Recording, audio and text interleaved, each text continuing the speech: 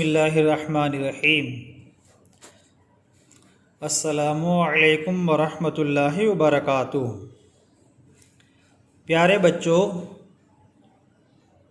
پچھلے پیریڈوں میں ہم نے کھانا کھانے کے چند آداب اور مسائل سیکھیں، چند باتیں سیکھیں۔ آج کے اس درس میں بھی ہم اب باقی کے مسائل اور فضائل وغیرہ معلوم کریں گے۔ پیارے بچوں، جب ہم کھانا کھانے کے لیے بیٹھے ہوں اور کھانا کھا رہے ہو تو ہمیں برتن میں، تھال میں اپنی طرف سے ہی کھانا کھانا چاہیے۔ سب مل کر جب کھانا کھا رہے ہو ایک ہی تھال میں تو ہمیں صرف اپنی طرف سے کھانا اٹھا کر کھانا چاہیے۔ چنانچہ حدیث پاک میں آتا ہے، حضرت عمر بن ابو سلمہ رضی اللہ تعالیٰ عنہ جو بچے تھے، چھوٹے تھے، اور اللہ کے نبی صلی اللہ تعالیٰ علیہ وسلم کے ساتھ بیٹھ کر ایک تھال میں کھانا کھا رہے تھے۔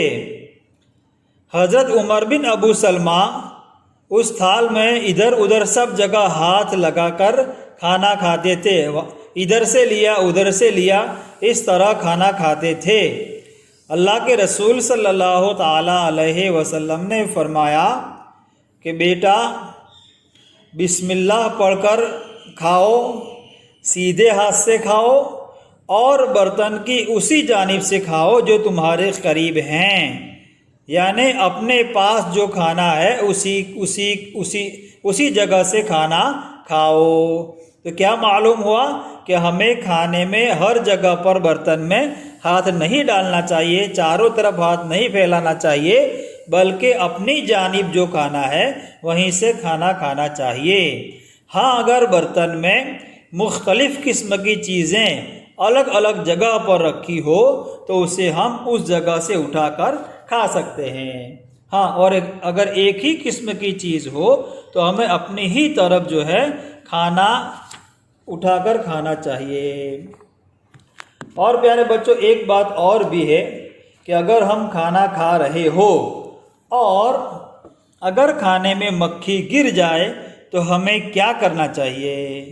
تو سرکار مدینہ صلی اللہ تعالیٰ علیہ وسلم فرماتے ہیں کہ جب کھانے میں مکھی گر جائے تو اسے غوطہ دے دو، یعنی اسے اس کھانے میں ڈبو دو، کیونکہ اس کے ایک بازو میں شفا ہے اور دوسرے بازو میں بیماری ہے۔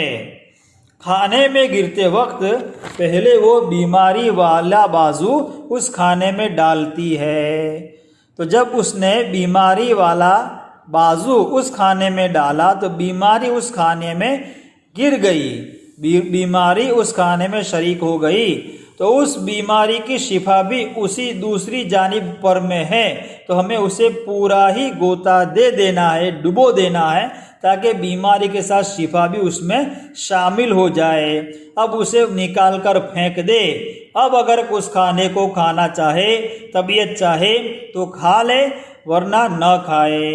تو معلوم یہ ہوا کہ اگر مکھی گر جائے تو اسے پورا ڈبو دینا چاہیے، پورا ہی اس میں غوطہ دے دینا چاہیے اور پھر اسے نکال دینا چاہیے۔ اب چاہے تو اسے کھانا کھا لے، چاہے تو اسے نہ کھائے۔ تو یہ دو باتیں ہم نے سیکھی کہ برتن میں صرف اپنی طرف سے کھانا کھانا ہے، اور اگر مکھی گر جائے تو ہمیں اس میں غوطہ دے دینا ہے، اس کھانے میں غوطہ دے دینا ہے۔ ایک بات اور بھی ہے کہ کھانا کھانے کے بعد ہمیں انگلیوں کو چاٹ لینا چاہیے۔ ہمارے پیارے آقا صلی اللہ تعالیٰ علیہ وسلم نے فرمایا کہ کھانا کھانے کے بعد انگلیوں کو چاٹ لیا کرو، کیونکہ تمہیں نہیں معلوم کہ کھانے کے کس حصے میں برکت ہے، کون سے حصے میں اللہ تعالیٰ نے برکت رکھی ہے وہ ہمیں نہیں معلوم، لہٰذا ہمیں کھانا کھانے کے بعد اپنی انگلیوں کو چاٹ لینا چاہیے، صاف کر لینا چاہیے، جو کچھ بھی دانے وغیرہ انگلیوں میں لگے ہو اسے چاٹ کر صاف کر لینا چاہیے۔ اسی طرح سے برتن کو بھی چاٹ کر صاف کر لینا چاہیے۔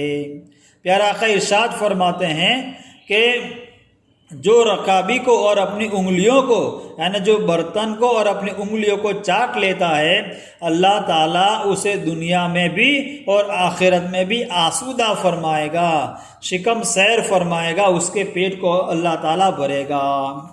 اور دوسری حدیث پاک میں ہے کہ پیارے آقا صلی اللہ تعالیٰ علیہ وسلم نے ارشاد فرمایا، جو کھانا کھانے کے بعد برتن کو چاٹ کر صاف کر لیتا ہے، برتن کو چاٹ لیتا ہے، وہ برتن اس چاٹنے والے کے لیے مغفرت کی بخشش کی دعا کرتا ہے۔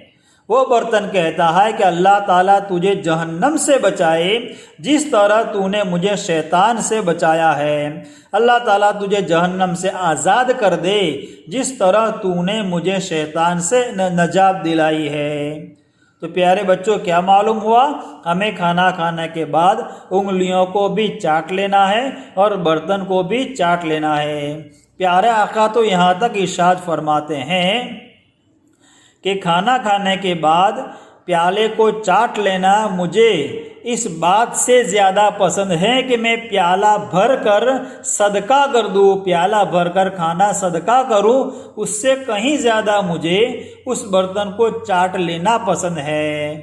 یعنی ہم اس پیالہ بھر کر، برتن بھر کر، اس تھالی کو بھر کر، وہ کھانا بھر کر اسے صدقہ کرے تو ہمیں جتنا ثواب ملے گا اس سے کہیں زیادہ ثواب ہمیں اس برتن کو چاٹ لینے سے ملتا ہے۔ سبحان اللہ۔ پیارے بچوں دیکھیے برتن کو چاٹ لینے کی کتنی بڑی فضیلت ہے۔ اور ہمارے پیارے آقا ارشاد فرماتے ہیں کہ جو شخص برتن کو اور اپنی انگلیوں کو چاٹ لیتا ہے اللہ تعالیٰ اسے دنیا میں بھی شکم سیر کرتا ہے اور آخرت میں بھی شکم سیر کرتا ہے، یعنی دنیا میں بھی اس کو اللہ تعالیٰ پیٹ بھر کر کھلائے گا اور آخرت میں بھی اسے بھوکا نہیں رکھے گا۔ دنیا میں وہ محتاج نہیں رہے گا اور قیامت کی بھوک سے محفوظ رہے گا، اور اللہ تعالیٰ اسے دوزخ سے بچائے گا، کیونکہ دوزخ میں جو بھی جائے گا اس کا پیٹ کبھی نہیں بھرے گا۔ تو پیارے بچوں ان باتوں کو ہمیں یاد رکھنا چاہیے۔ حضرت امام غزالی رحمۃ اللہ علیہ فرماتے ہیں کہ جو کھانے کا برتن دھو کر پی لے اس کو اللہ تعالیٰ غلام آزاد کرنے کا ثواب عطا فرماتا ہے۔ اور ایک حدیث مبارکہ میں تو یہاں تک لکھا ہے کہ پیارے آقا نے ارشاد فرمایا، کھانا کھانے کے بعد جو کوئی اس پیالے کو، اس برتن کو دھو کر پی لے گا اللہ تعالیٰ اسے اولاد اسماعیل علیہ السلام سے 40 غلاموں کو آزاد کرنے کا ثواب عطا فرمائے گا۔ سبحان اللہ۔ تو پیارے بچوں برتن کو چاٹ لینے اور انگلیاں صاف کرنے کی کتنی بڑی فضیلت ہے۔ ایک طرف تو اللہ تعالیٰ نے ہمیں رزق عطا فرمایا، نعمتیں عطا فرمائی، اور کھانا کھانے میں بھی اگر ہم شریعت و سنت کا لحاظ کرتے ہیں تو ہمیں کھاتے کھاتے بھی ثواب ملتا رہتا ہے۔ تو پیارے بچوں ان ساری باتوں کو یاد رکھو کہ ہمیں بسم اللہ بول کر کھانا کھانا ہے، مل کر کھانا کھانا ہے، سب کے ساتھ مل کر کھانا کھانا ہے، اور بسم اللہ بھولنا نہیں ہے۔ اگر بیچ میں بسم اللہ پڑھنا بھول گئے تو ہمیں بسم اللہ اولہ آخرہ پڑھ لینا ہے تاکہ ہمارے کھانے میں شیطان شریک نہ ہو۔ اپنی طرف سے کھانا کھانا ہے، اگر مکھی گر جائے تو اسے گوتا دے دینا ہے، اس کھانے میں ڈبو دینا ہے، اور کھانا کھانے کے بعد ہمیں جو ہے برتن کو چاٹ لینا ہے، انگلیوں کو چاٹ لینا ہے، اور آخر میں ہمیں کھانا کھانے کی بات کی دعا پڑھنا ہے۔ وہ دعا کیا ہے؟ الحمدللہ الذی اطعمنا وسقانا وجعلنا من المسلمین۔ یہ دعا ہمیں پڑھنا ہے، الحمدللہ الذی اطعمنا وسقانا وجعلنا من المسلمین۔ یہ دعا ہمیں پیارے آقا نے ارشاد فرمائی ہے، پیارے آقا نے ہمیں سکھائی ہے۔ اس دعا کا مطلب کیا ہے؟ الحمدللہ الذی اطعمنا، تمام تعریف اس اللہ کے لیے جس نے ہمیں کھلایا، وسقانا، ہمیں پلایا، وجعلنا من المسلمین، اور ہمیں مسلمان بنایا۔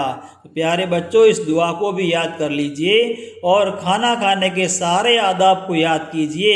اللہ تعالی ہمیں کھانے کی برکتوں سے مالا مال فرمائے اور کھانے کی سنتوں پر عمل کرنے کی توفیق عطا فرمائے۔ السلام علیکم ورحمۃ اللہ وبرکاتہ۔